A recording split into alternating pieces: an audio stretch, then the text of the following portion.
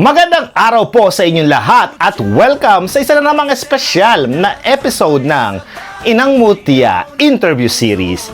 Ito po si Creo TV at ngayong araw ay makasama natin ang isang napakaganda ring at napakahusay na dating kandidata ngayon ay may hawak na titulong Ina ng Lahi sa Ibayong Dagat na walang iba kundi si Jaymalyn Carahay. Welcome dito sa Katambayan. Interview ng Inang Mutya Series, Jaymalyn.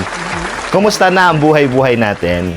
Eto, masaya. Maraming bumabati na. Famous na tayo ngayon. Pero, andun pa rin yung pagiging being humble, smile. Okay, pag-usapan natin ang Inang Mutya. Paano mo nalaman o saan mo nalaman na meron palang Inang Mutya pageant dito sa Barcelona? Nalaman ko yung sa Parents Altar Servers. Naghanap silang mga representative kung sino ang willing sa Parents Altar Servers na magkaroon ng representative bilang isang ina. So, si Ate Cha, si Ate Alma, si Tita Baisel, more parents po sa Parents Altar Servers, nag-vote at tinanong po ko kung willing ako maging representative ng altar servers. So, sabi ko, sige, go. Tapos ano po yung supporta nila sa akin. Kaya super. Thanks God naman naging okay naman po lahat. Ando pa rin yung support hanggang ngayon. Hindi ka ba nagdalawang isip? No, oy, isasali ka sa ganyang klaseng pageant. Nagdalawang isip ka ba? Ano ba yan? Mukhang mahirap, mukhang very Noong una lang challenging. po na inisip ko talaga is kung paano po magprepresenta ng English or Spanish or Tagalog. Yan po yung una ko talaga tinanong sa inyo. Bakit tinanong yung Kasi hindi ganon? naman po ako ganun ka-ablabian ng Espanyol. Tsaka syempre, kung Tagalog, at least kaya Ma-express mo namin yun. ma-express ang Ma-express nyo. feeling, makasagot ng maayos, at from the heart lahat. Kaya sabi ko, nung sinabi niyo po sa akin na Tagalog, I go, fine. Mapunta tayo sa coronation night, no? Coronation night. Nung inanunsyo yung top 5 at sinabi yung candidate number 2, ano yung naramdaman mo? Ano po yung nervous, yung nagyakapan po kami ni Lovely talaga. Yung pinahihiwalay kayo yes, na. Yes, hindi kayo magawalay talaga kasi kala ko po magkatabi kami. Si Norman pinalo, maghiwalay muna kayo. Yung mga ganong effect, pero super saya po namin ni Lovely kasi talagang nandoon po yung excited. Tapos yung ang saya-saya po kasi kahit hindi po namin alam na magiging doon po kami mapupunta sa runner-up na yon. Okay na po kami kasi nasa top 5 na po kami ni Lovely. Super happy na po kami noong time na yon. Sino yung nasa isip mo o sino yung taong nasa isip mo nung binanggit sa top 5 yung pangalan mo? Yung top 5 nung unang-unang pumasok po sa akin, si God. Wow. Talagang sabi ko po, thanks God kasi talagang bawat labas ko po, bawat talaga po nagpe-pray ako lagi. Talagang si God. Kaya sabi ko nung tinawag ko top 2 talagang.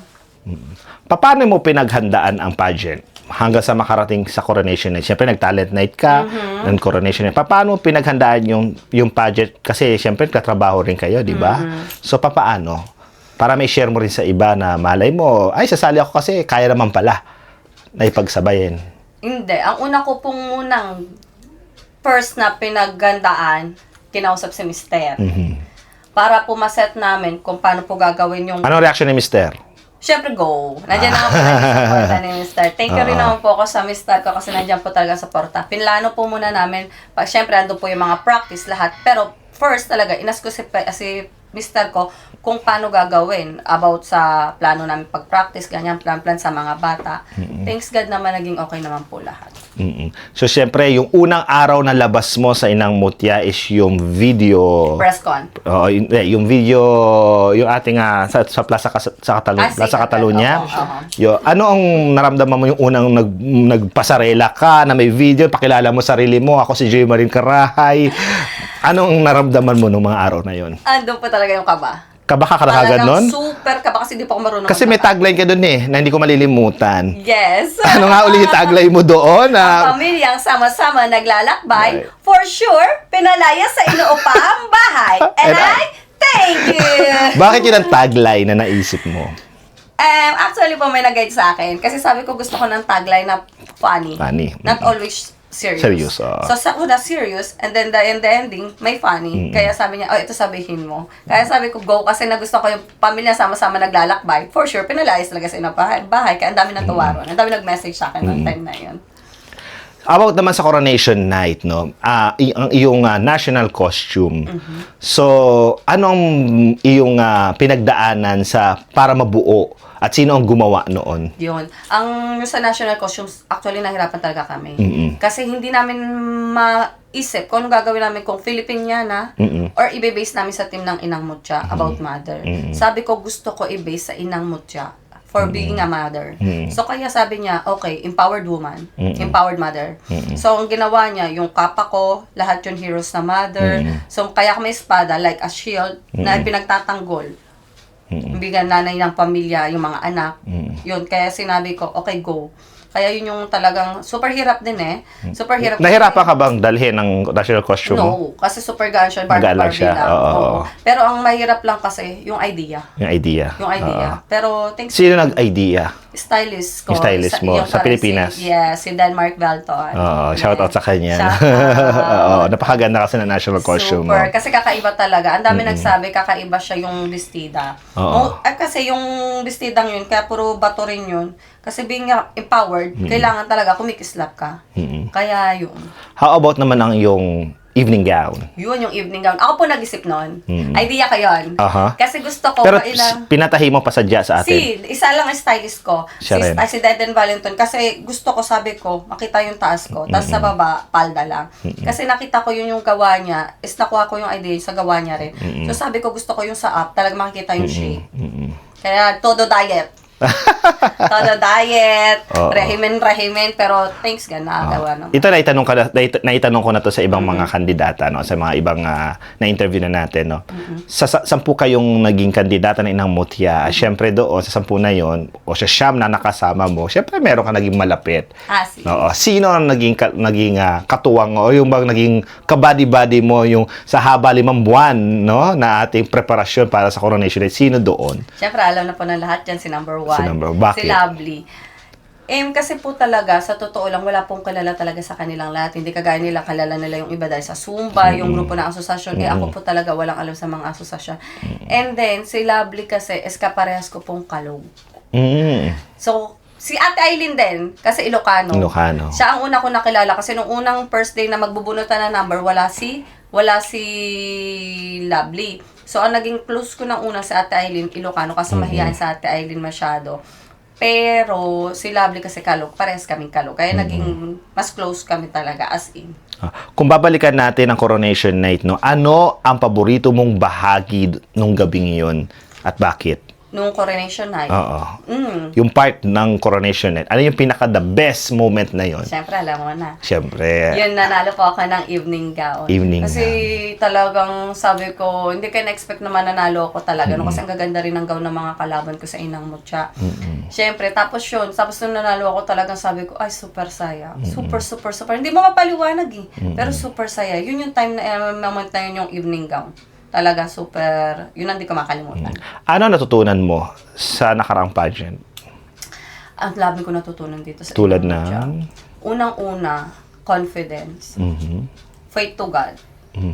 And then sa pangatlo, yung pagiging makahalubilo sa mga ibang tao. Kasi hindi ko po yun nagawa masyado. Masyado hindi ako naging public place.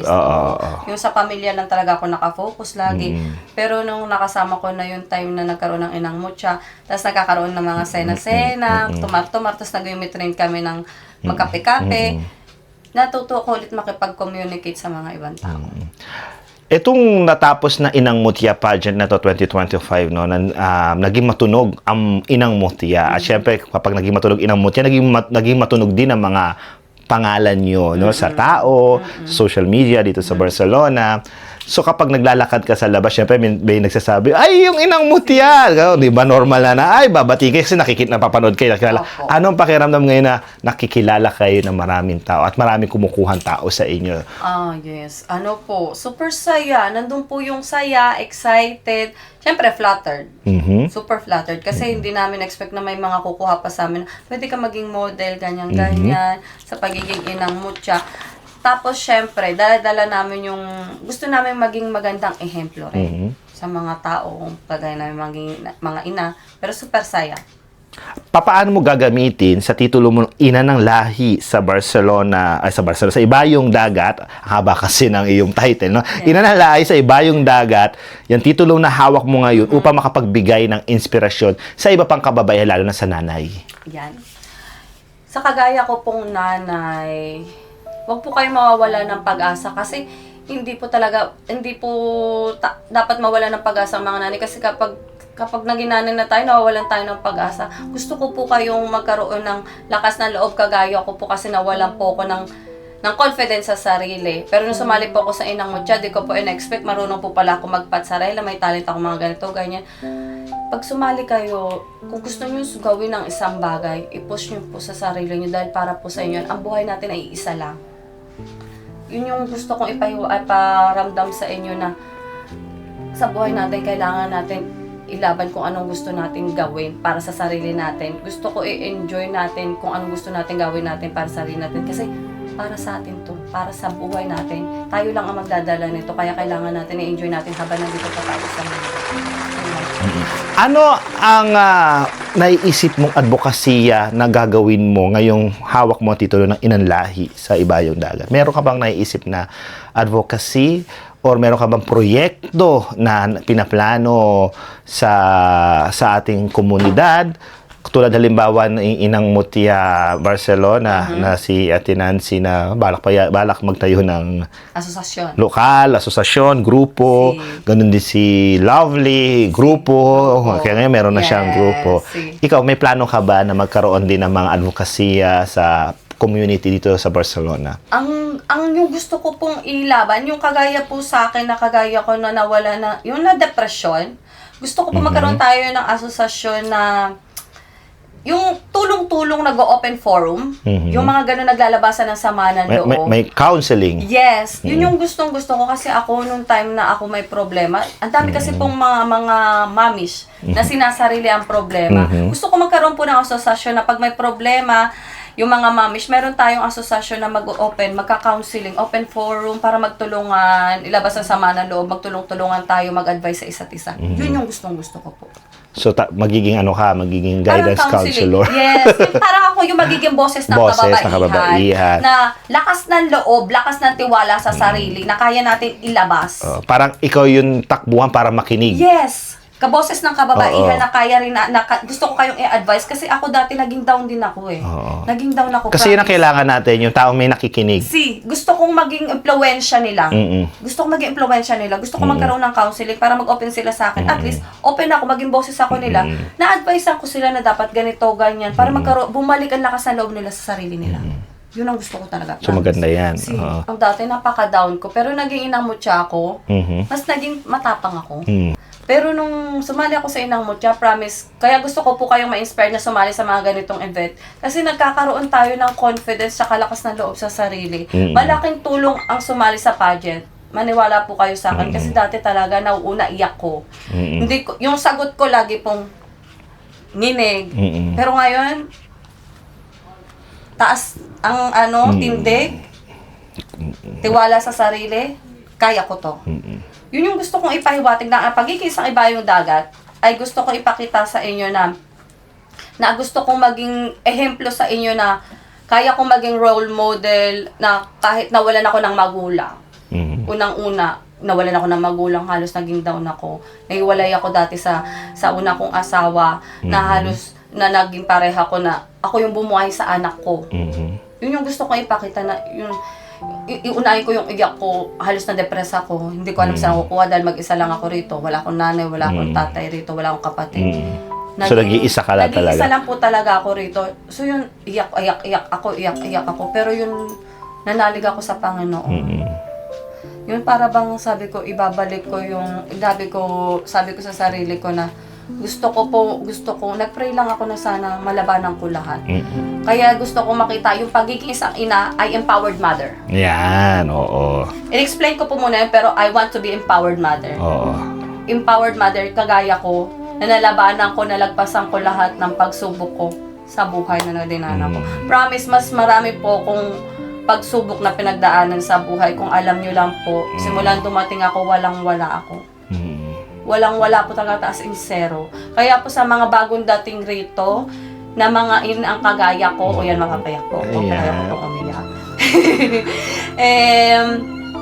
Lumabang po kayo kasi ang daming walang trabaho rito mga nanay na iniisip po nila yung pagpadala ng pera. Darating at darating po yan sa inyo, maniwala po kayo, hintay lang, and faith to God, wag po mawawala yung faith nyo sa God kasi mas marami pong pinagdaanan ng mga tao rito. Kaya gusto ko po maging empowered kayo. Empowered woman and empowered mother. Tama yung boses ng kababaihan. Yes, yun ang lagi ko po pinaglalaban kasi pinagdaanan ko sa First time mo sumali ng pageant? Anong pakiramdam ng first time na, ayan na, natupad na, may corona ka na, suot mo na, di ba? Ano naging pakiramdam mo na unang salang nakaka-corona ka kagad? Kasi karamihan sa mga sumasali unang salang ay wala, better luck next time. Pero unang salang may corona na. Alam niyo po, sa totoo lang, hindi ko na-expect na makapag-uwi po ako ng corona. Pero nung nakapag-uwi ako ng corona, sabi ko sa sarili ko, yung bata pa lang ako, nanonood lang ako beauty pageant, pero nakapag-uwi ako ng corona, kaya ko pala. Di ba? Kaya ko rin po palang sumabay kahit isa na akong nanay na may 2 anak. Yun po yung gusto kong maging magandang maging ehemplo, maging inspirasyon nyo. Hindi kahit lola or matanda na tayo, hanggat kaya natin lumaban sa entablado, laban lang. Laban lang. Nabanggit mo noong huling interview sa inyo is about doon sa pangarap mo talaga nga maging sumali sa pageant pero walang-wala. Walang-wala talaga. Oo. Gustong-gusto mo yon pero wala kayo. Pero gusto rin ng magulang mo pero wala. Walang-wala. Tapos nabanggit mo na kung kailang andyan na, saka pa nawala. Opo. Kaya sabi ko nung time na, ayan, naiyak na naman ako. Iiyak ka uli. Iyakan moment. Nag-uusapan po yung magulang ko talaga. Di ka, yun si mama, si papa. Actually, nung before po, nung nag-coronation night, napaginip ako po si mama talaga. Promise. So, hindi ko alam kung bakit napaginipan ko po si mama at papa. Hindi ko alam kung ano po yung pahiwating niya. Baka siguro sinasabi niya laban lang. Pero yung panaginip ko pong yun, nasa bahay kaming lahat, kompleto kami. Oh. Andun yung anak kong bunso. Kasi hindi po nila nakita na yun nung lumaki ngayon si bunso, si Jairo. Yun na. Napaginipan ko si mama tsaka si papa. Siguro sinasabi nila, laban lang anak. Mahirap po mawalan ng magulang. Sa totoo lang. Lalo na po ako, 2010, nandito na ako sa Barcelona. Walang nanay, walang tatay na gumabay sa akin. Walang mga kapatid, kundi yung sarili ko lang ang nilaban ko. Tapos tumala ko sa Inang Mutya. Ngayon na dati nung bata, kinukuha ako sa mga pageant, mga ganyan, wala kami pera. Pero ngayon, nung namatay si mama, husto. Pagbalik ko rito, kinausap ako kung gusto ko lumabas, sabi ko lalaban ako para sa mga magulang ko. Siguro talagang tinadhana na lumaban na ako ngayon. Kasi siguro si mama nung bata pa lang ako, tingin ko pangarap niya rin sa akin to eh. Kaso wala lang talaga siyang mailabas na pera.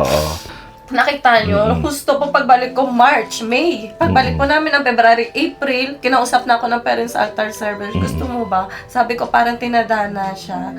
Na parang si mama, ginaid niya talaga ako na alam ko matagal niya lang pangarap to. Parang ginaid niya lang ako, ginagay niya ako. Tapos hindi ko expect, nagkaroon ako ng confidence. Meron pala akong talent na ganito. Yung para pong gano'n. Tapos si mama nagpanaginip sa akin. Lagi sinasabi na laban lang. Si mama po kasi lagi ko nakakausap ko sa akin. Sa lahat, kaya po wala akong mapagkwentuhan about sa pageant, yung ganyan. Si Mr. lang, minsan kung sino-sino ng mga kaibigan ko, sa sinasabi ko sabi ko, mama, sayang wala ako. Nakakainis kasi wala akong mapagkwentuhan na ganito nangyayari sa akin kada dia, ganyan. Tapos nakapag-uwi ako ng corona, pero thanks, ganyan naman yung mga kuya ko, kapatid ko, gumagabay sa akin, sabi, kaya mo yan.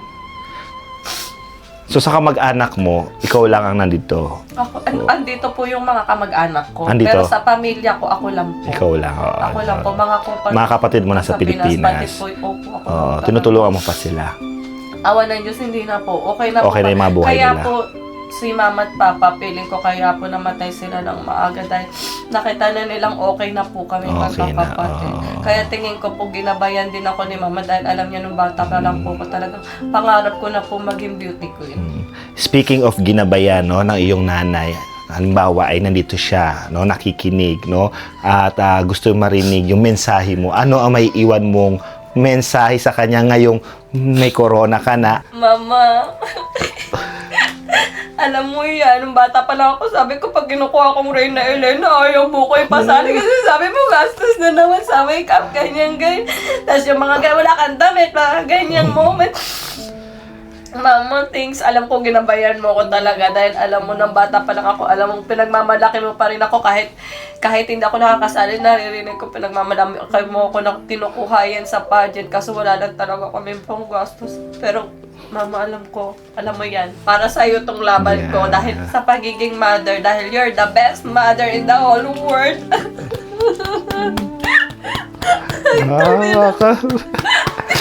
Kaya yung kung ano po akong meron ngayon dahil po naging mabuting nanay ang mama ko. Kaya siya ang idol ko kasi super gabay si mama sa amin. Magkakapatid, tinawid po kami sa lahat sa hirap at ginhawa. Hanggang nakapunta po ako ng Barcelona kung ano po meron kaming magkakapatid ngayon dahil po sa mga magulang namin yun. Super sipag po nila. Kaya maaga po silang nawala kasi high school pa lang sila. Magtatrabaho na sila, tapos ang aga po nila nag-asawa, pero tignan nyo naman po kami ngayon. Yeah. Proud Okay. na proud ako sa kanila. Yeah, nandiyan lang naman siya at patuloy na gumagabay sa Gumagabay inyo. sila sa- Nararamdaman niyo naman yun eh. Ramdam na ramdam ko po, lalo na si Papa at Mama. Si Papa talaga makapapa po kasi ako. Oo. Si Papa madalas po nagpapanaginip talaga sa Oo. akin. Si Ano Papa- masabi mo naman sa papa mo? Kasi pura ng sinani, baka magselos. Kasi makananay ako nung Oo. wala si maaga po kasi Sa nawala papa mo si naman. Papa. Oo. Si Papa alam niya yan, matapang ako talaga. Oo. Alam talaga ni Papa Oo. yan. Si Papa talaga sinasabi niya, si Papa kasi willing siyang So, anong gumastos mensahe mo kahit- sa papa mo? Baka mamaya dalawin ka, sabi mo, hindi mo malang ako binigyan ng mensahe. Ay, Papa, alam mo yan. Oo. Kalug-kalug kasi kami ni Papa pag nag-uusap. Papa, ito na! Alam ko, proud na proud ka sa akin. Kasi tuwing nagmamarcha ako, tuwing sa graduation ni elementary, high school, college, ikaw ang kasama ko nagmamarcha. Sabi mo, laban lang hanggang ngayon, lumalaban pa rin ako. Oh, di ba, Papa? Dati, sombrero lang ng pang ano. Sana nga, kasama ka namin ngayon, nagpipicture-picture with Corona. Papa, para sa'yo to. Alam mo yan, sa inyo ni Mama. Proud na proud ako sa inyo, Papa, Mama. Kung nasaan man kayo, alam ko nandyan lang kayo lagi gumagabay sa amin. Ayan, di ba? So, sa 5 buwan, no, na pagsasama natin sa Inang Mutia Pageant, hindi naman biro, no, ang mga napagdaanan nyo, pero nakita din namin na deserve nyo talaga yung inyong mga corona, ang inyong napanalunan, inyong mga titulo, kasi talagang ginawa nyo lahat. Yung the best nyo, yung pagod, hirap, sakripisyo, naging successful yung ating coronation night dahil kayo nagpaganda. Yes, thank Oo. you, thank you. So, congratulations at maraming salamat, Jay Malin, sa iyong oras at pagbabahagi ng iyong kwento at mga advokasya, syempre, at iyong mga pangarap. Patuloy nating iingatan ng ating komunidad, o patuloy nating ingatan ng ating komunidad bilang isang tunay na ina ng lahi sa ibayong dagat. At syempre lahat ng iyong mga paglalakbay kasama mo kami doon. At syempre sa pagtatapos ng ating panayam kay Jay Malin ngayong araw o ngayong gabi, ay talagang tunay na napatunayan natin na ang corona hindi lamang inilalagay dapat sa ulo, ito'y ipinaglalaban, pinangangalagaan at pinagpubuhusan ng puso. Sa likod ng bawat ngiti, tagumpay ng isang kwentong sakripisyo, pagmamahal at walang hanggang pag-asa. Kaya muli, ito po si Creu TV at Himalin, congratulations. Ito po ang Katambayan Channel at makita-kita tayo sa susunod na Inang Mutia Interview Series 1-on-1. Yay!